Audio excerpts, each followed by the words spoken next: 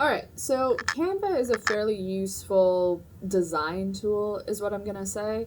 So it works very similar to something like PowerPoint or an online version of some sort of Adobe. One of the things I really like about it is that there's a lot of different options that you have with the free version. And so this is why I have used it. I now pay for it, but most of the things that I've done are really useful just only in the free version. And so what I'm going to show you is how I created my layout in Canva. And you can see that I do a lot of my things in Canva. It's pretty much the place that I design. But if you are someone who works in Adobe or some other graphics editor, by all means, you can largely do this in a similar way. It's just going to have different tools. So the very first thing that I'm going to do is I typically work in presentation mode. It gives me a 16 by 9. And so this allows me to create something oftentimes that's smaller by the 16 by 9 and then crop it after. And so it's going to pop up with this here. And so it's going to give me the full thing. Now the very first thing that I'm going to do is I'm going to pull in or upload the two maps that I had already created. So I created these two maps here, and so I'm just going to select them, drag and drop them in. Over on the left hand side, you can see that it's going to pop in with the uploads, and you can also see the last time I did this, there was those uploads there. Okay, so I'm going to pop both of these ones in. Now, if you have done it the same way, then if you have not changed anything in Arc, it will more or less come up with the exact same size attached to them, which is one of the reasons why I do this. In my case, though, I'm not going to keep them the same size because this sort of panel doesn't really get across what I want it to for, again, the format that I'm interested in. This format is geared towards a website. In websites, it's very rare to see, it's not rare to see these kind of panel maps, but I mean, it's not great to see these panel maps is what I'm going to say. And so in this case, I'm going to not make them the same size, and I'm less interested in this population one, so I'm just going to drag these in to crop it so that it's a little bit smaller, and then I'm going to make this smaller. Now, I still want to make sure that I can see it, but I just want to make sure that it's not the point. The point is going to be this much larger map here. And so when they're kind of over top of each other, I'm going to bring this one to the front and put it so that its top more or less matches up with this. Think of it as kind of like trying to match up different sizes of photos on your wall. So if you're creating this kind of mosaic effect. And so I'm going to flip this out a little bit so that it's close, but it's not exactly over top of it. And so now we've got this kind of inset going on here. All right. So now we've got this big one and the small one. So next up, what I'm going to do, and actually I'm going to drop these guys a little bit more, and I'm going to pull up this. There's nothing going on in those southern islands, so I'm just going to crop that one out a little bit. There we go. There we go. So now it's cropped out. Okay, so there we go. Now we got these two ones. So next thing I'm going to do, the next thing I want is some sort of title attached to this. So I'm going to add in this subheader here, and I'm going to call it Seismic Risk in Japan. Now, automatically it's going to create this with a middle or a center alignment. So I'm going to flip this over to a right one. Now I'm going to try and align everything either right or left is what I'm going to do here so that it creates the illusion of a page. And so that's because I want to create this illusion of a box because this is not a box right now. So that's what I'm going to do there. And so automatically it's going to create this as black. I don't really want that. I'm going to pop this down a little bit. Pop that one down a little bit. Sure, that's gonna be fine. There we go. And so now this is kind of aligned with the outside of this bar here. So this is kind of, and we'll probably change this later when I start adding some things over here, but this is gonna give you kind of what sort of page size you're working with. So I'm gonna actually move that out a little bit. Okay. So now we've got Seismic Risk in Japan, we've got that. Now, I want to draw my attention to a couple of the different features here. So the first thing I want to do in this particular case is I want to see what I find interesting about this. So what I did in my last one is I pulled out Tokyo, the Tokyo region, and this kind of like highly populated central region. But in this case, I think that I want to pull out the southern region here, where there's this band of earthquakes along the bottom, but there's not a huge amount of population, but there's this little bit over here. And so I'm going to go over and see into my map and see what these actually are. Like, where am I in here? So I've got, if I pop that up, I've got this Oitaken and Kumamotoken. So I've got the Kumamoto region,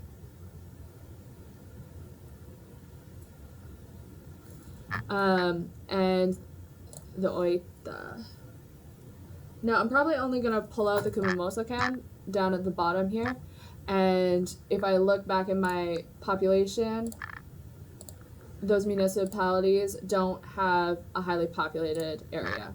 Now they do have Oita proper, which does have a high population, but the populations down here are not. So I'm actually going to pull those ones out for this case.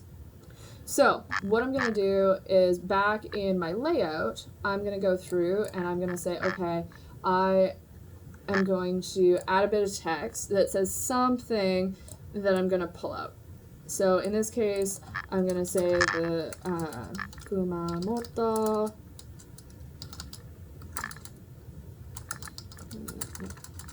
the Kumamoto region has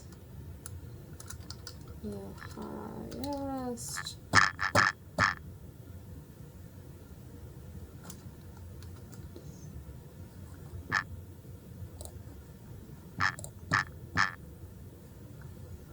I'm actually going to see how many earthquakes it has in here. So to do that, I want to go over to maps and do select. I want to select out. I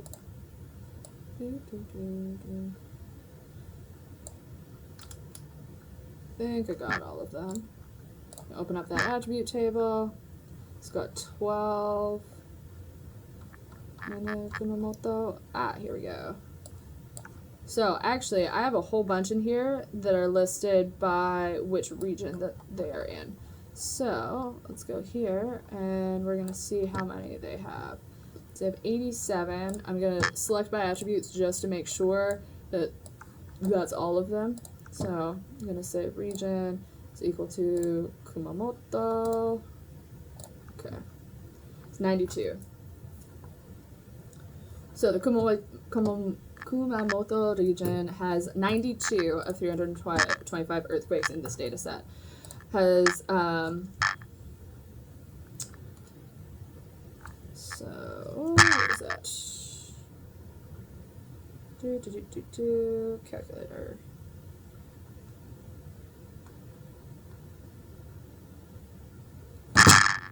It's 28% of the earthquakes.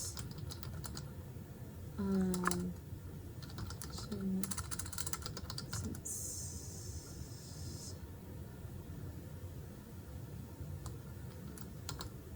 1960.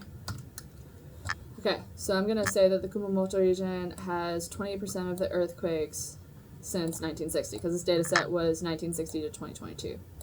So we're going to do that, and we're going to make this smaller, because you're just trying to draw attention to it, right? And so in this case, I'm going to say, there we go. I'm going to then bold this, because this is the thing that is most of interest to me. So I'm going to bold that, and then I'm going to go and I'm going to change the color of just that section of it to match what I'm interested in. So to match the there we go. So I'm matching what the earthquake one is in this case. So the Kumamoto region has 28% of earthquakes since 1960. So using that color to tie it back to here. Now the rest of this, I'm actually going to turn gray instead of black. Now the reason for that is because black is a fairly heavy color. And so it's automatically going to draw more attention. So you can adjust that and reduce how much pull it has. And so think of it as graying it out, right? So you are reducing how much people are looking at it. It will also feed it into the background that you've chosen for the rest of these, right? So the Kumamoto region has 28% of earthquakes since 1960. Now I'm going to copy paste that and pull that up here as well. Now you can see in Canva that it has those crosshairs, and so that's fairly useful for adjusting what, to make sure that you're in some sort of, that it has some sort of balance attached to it within your layout. Okay, so now we have the Kumamoto region has 28% of earthquakes, and we can also then say the Kumamoto region has some of the lowest population density in Japan. Obviously, it's not the lowest because you have the Hokkaido region and some of the more central bits, but it does contain very little, and so we can say that it has some of the lowest population density. Now, in this case, I'm actually going to move lowest population density and Japan to its own set of lines, and then I'm going to pull this out so that it doesn't have weird, no, I don't really like that either. I'm trying to get it so that it's, there we go.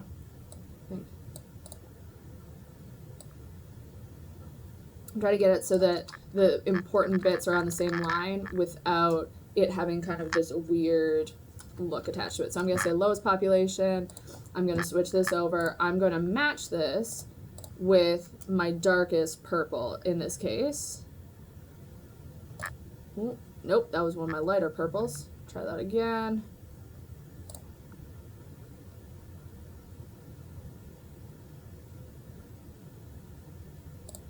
There we go. So that's one of the darker ones. It's tracking to that heavy population region. This one, the rest of this, we're going to gray out again so that it's less distracting. So we're going to pull that to the lowest population density. So there we go. So now we have one thing that's attaching to the Kumamoto region, and then we have the second thing that's attaching to the Kumamoto region. All right, so now we got those two things. So then we have to tell people where the Kumamoto region is, because if you're not from the area, then you might not know. So I'm going to pull out these arrows, and I'm going to attach them to where the location is on one side of it. And sometimes with this, you have to figure out the snapping. There we go. And then in this case, I'm actually going to say that this is a curve type. Now, this is just to provide a little bit of balance so that things are not as hard. So straight lines can be a little bit hard when we look at them. And then I'm going to just adjust this out a little bit. There we go. I'm going to turn this to the same color, the same gray that I had.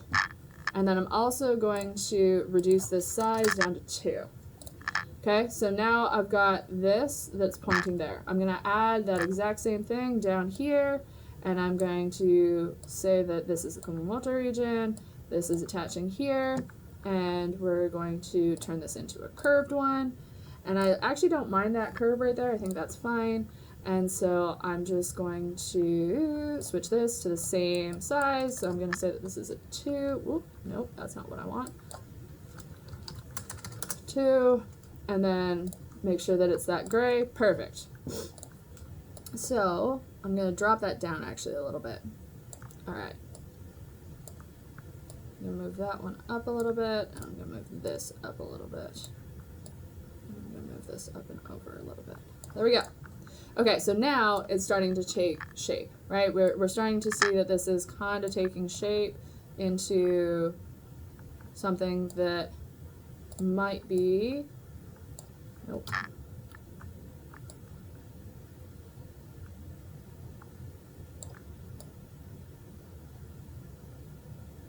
There we go. Okay, so now we've got those. I don't really like that though. And sometimes you just kind of have to play with it until you like where it's kind of sitting. There we go. All right, so I'm going to move this out a little bit, and then we're going to start adding some other things. So in this case, from this data set, we're going to go through and we're going to put this from highest to lowest. So in this case, the highest magnitude one was actually in Japan, and it was in, the 7 magnitude was in Kumamoto, Japan. So we can say that Kumamoto, Japan had the strongest one. Iwaki, Japan had the closest one in 2017. So the most recent one is 2017. So what I'm actually going to do, and the earliest one in this case was 1970. So I'm actually going to switch what my original thing was down here and say, instead of since, I'm going to say between 1970 2017. I'm going to do this because this is a little bit more correct, and depending on what data set you use, it's important to actually have what this was. So it's between 1970 and 2017, that's the data set that we actually have. Okay, so now what I'm going to do is I'm going to add a couple of different subheadings, and so I'm going to say, and I'm going to attach them back here, I'm going to make them a little bit smaller, and I'm going to right align them so that they're in line with, again, we're trying to create this illusion. And I'm going to say that the strongest, this was the strongest earthquake.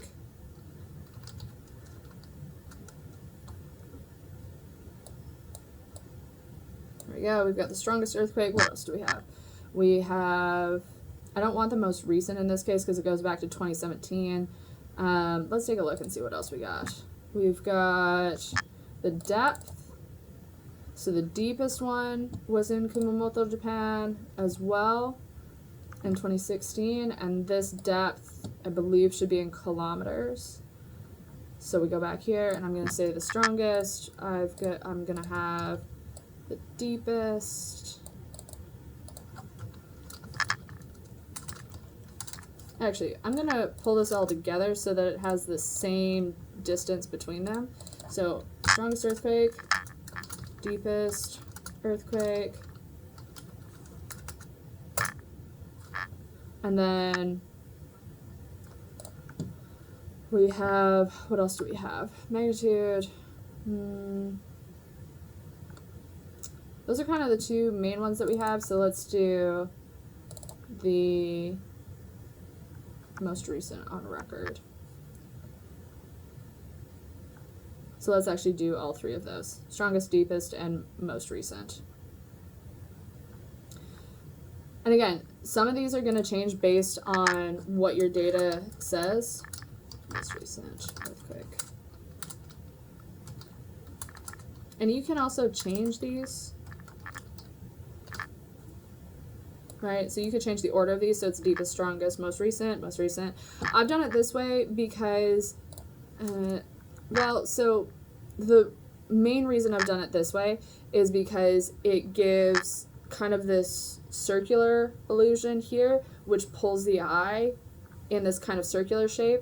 You could do it so that it's most recent, strongest, deepest, or deepest, strongest, most recent, which would change what that looks like. I'm not doing that in this particular case. Most recent going at the top would kind of cut into Japan. Not fully, but it would kind of feel a little too close together. And again, if you do it one way or the other ways, there's going to be this kind of break instead of this more curved feature. And if this curve goes all the way across, okay? And so that's why I'm doing it this way. So I'm going to then copy and paste these so that I have the exact same distribution here. So what I'm going to do here is I'm going to say what the strongest earthquake was. And this was a magnitude 7.0 in Kumamoto, Japan. Now, I'm actually going to make these ones smaller, and then I'm going to turn off the bold of them, right? And I'm going to actually add colons to all of these. There we go. There we go. Okay, so it's magnitude 7 in Kumamoto, Japan. And I'm actually going to switch this so that's not. Okay, the deepest earthquake was 24 kilometers in Kumamoto.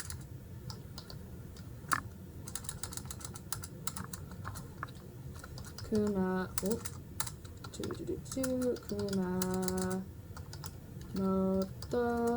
Japan.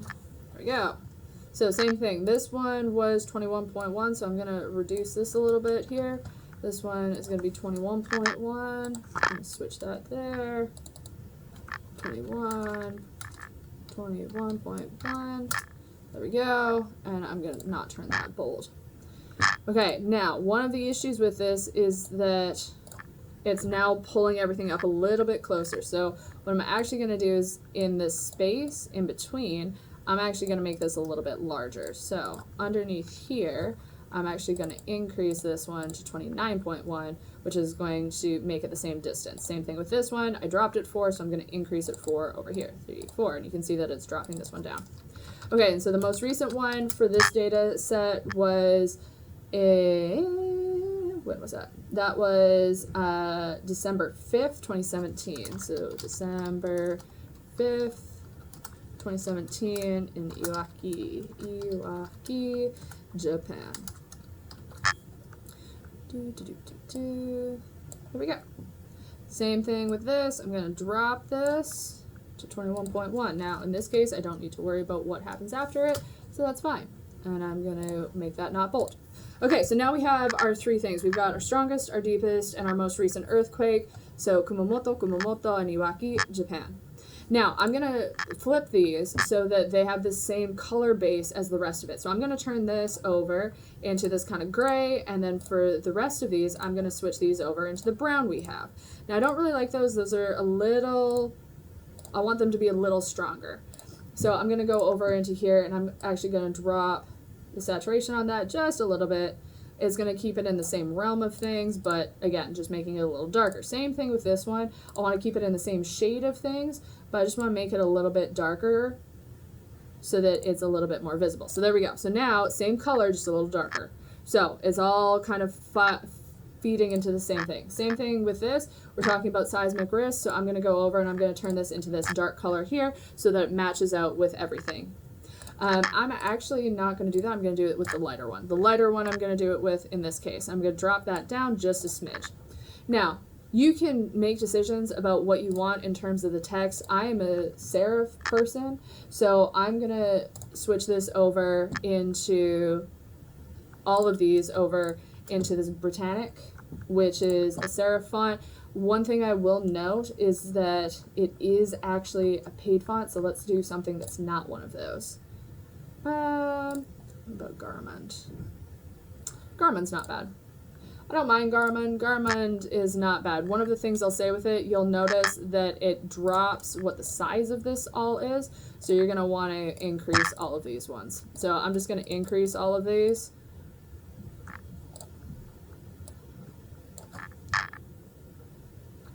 There we go. Kind of make this match central. There we go. What I will do, though, is actually flip the seismic risk.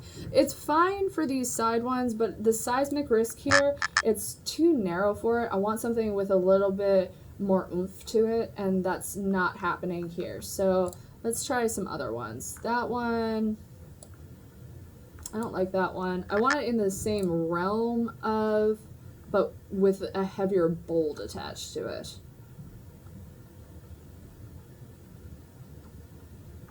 Excuse me while I find one.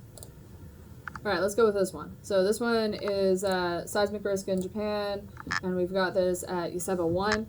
I don't love it, but it'll do for this. Now, with this, because I have adjusted so there are 2 different ones in here, I really only do want 2 different ever. I don't want more than 2 different fonts, so I'm going to want to adjust this one to one of the 2. In this case, I'll probably go for the Coromund, and then just increase it so that it's about what size I was before. And again, this is just for continuity, so that we can see what we have. So, I mean, this is about the right size we had between them. So we've got the Kumamoto region has some of the lowest population density. They have the highest in here. Now, what I am going to do is add in a data center. So we're going to say that the data was taken from the University of Tokyo.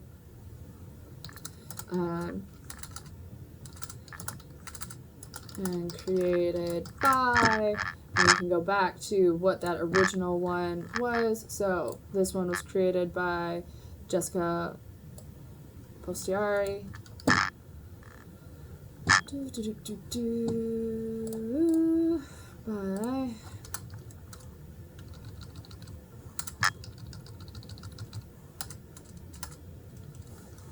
By Jennifer Postari. There we go.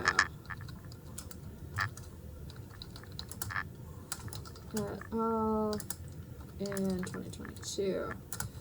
Map was compiled by Kayla Stan at. I'm just going to start reducing the size of this right now.